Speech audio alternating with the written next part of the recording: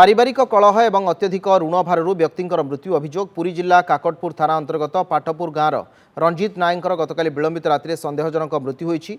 रंजित नायक पत्नी सहित अनेक समय कलह लगी रहुला।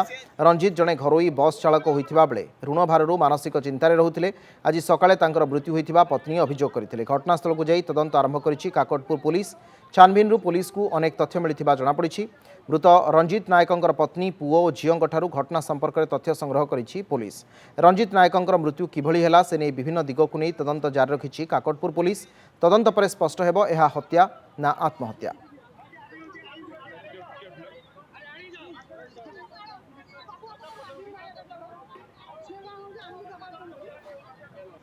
तारे विष पीते नुआट मेडिकल नुआट 400 ने 400 कर सीटी विष पीते पचास पानी ये कर मत आइले आउ थे घरे जाइए दौड़ा यही स्त्री लोक सकाशे केवल स्वामी स्त्री झगड़ा आज आम दादा चली ना कौन मत कौन मारिदेव बोलिकी ना तू पड़े गाड़ी छाड़ी ना पिला चढ़ी केमी या कहला आज तो दौड़ा राति चटी मारिदेला सा नगला।